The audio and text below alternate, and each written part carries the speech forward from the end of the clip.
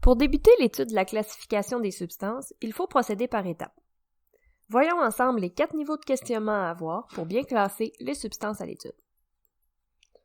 La première grande étape à faire lors du classement des substances qui nous entourent, que ce soit des gaz, des liquides ou des solides, est de distinguer d'un côté les substances pures et de l'autre les mélanges. Une substance pure est composée soit d'un seul type d'atome ou d'un seul type de molécule. Tu te souviendras qu'un atome est une particule invisible à l'œil nu, pratiquement indestructible. Ce sont les petits Legos à la base de la matière, on en compte 118 différents. Et une molécule est une association de 2 ou plusieurs atomes aux structures plus ou moins complexes. Un mélange est une association de 2 ou plusieurs substances pures, donc plusieurs sortes de molécules. Lorsqu'on met en contact ces substances, il y a une réorganisation des particules, mais ces dernières ne changent pas de nature. À cette première étape de classification, il y a un obstacle sur notre chemin. En effet, il est possible que lorsqu'on mélange 2 substances, il se produise une réaction chimique. Dans le cas d'une réaction chimique, les substances initiales sont modifiées pour en former de nouvelles. Il ne faudra pas les classer comme mélange. Il faut donc, pour distinguer un mélange d'une substance pure, regarder sa composition moléculaire et s'assurer qu'il n'y a pas de réaction chimique. Voici 4 substances à classer pour se pratiquer. Lorsqu'on regarde à l'œil nu ces 2 substances, on ne peut pas dire si elles sont vraiment différentes. Si on regarde leur composition moléculaire, on remarque dans l'échantillon d'eau numéro 1 qu'il n'y a uniquement des molécules de H2O, alors que dans l'échantillon 2, on voit en plus des molécules d'eau, des atomes de cuivre, de sodium et de chlore entre autres.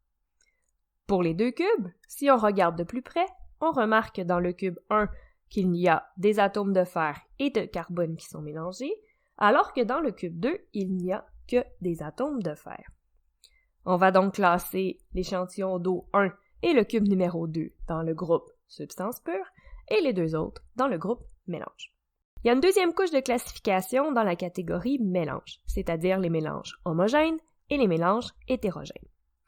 Un mélange homogène est un mélange qui présente une seule phase visible. Très semblable à une substance pure, on ne distingue pas les composantes du mélange. On peut avoir des mélanges homogènes des 3 états de la matière.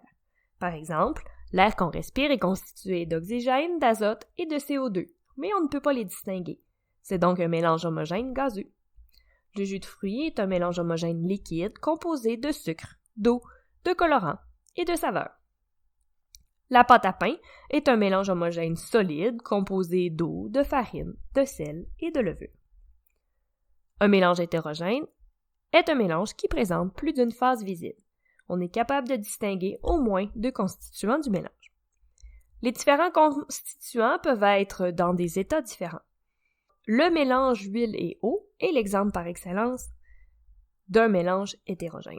On voit clairement les 2 constituants. Une boisson gazeuse ouverte est aussi un mélange hétérogène composé d'un gaz, le CO2, et d'un liquide qui constitue la boisson.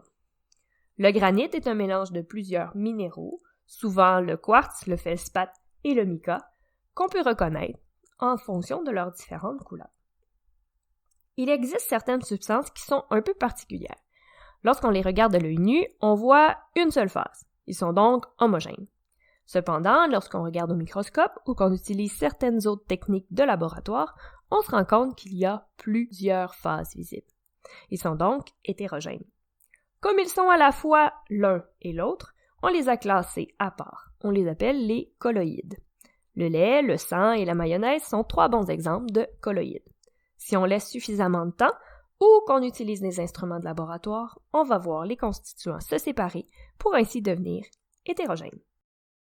Le 3e niveau de classification va s'attribuer au mélange homogène. On va avoir soit d'un côté les solutions ou de l'autre les alliages. Lorsqu'on parle d'un liquide homogène, on va souvent l'appeler solution lorsqu'il est constitué d'un liquide dans lequel on a dissous un solide. Il faut également que ce mélange présente la caractéristique de laisser passer la lumière pour être classé comme étant une solution. On va également parler d'un alliage lorsqu'on aura un mélange homogène composé de différents métaux, comme le laiton, qui est un mélange de cuivre et de zinc. Voici un arbre de décision pour te permettre de faciliter la classification des substances.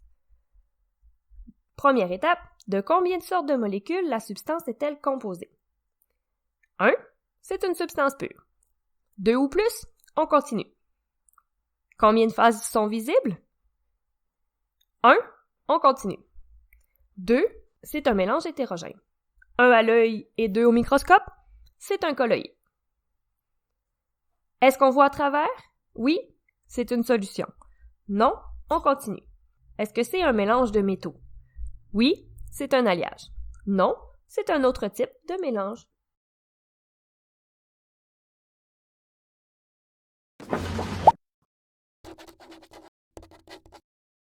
Pour te pratiquer, voici quelques substances. Classe-les dans les bonnes catégories.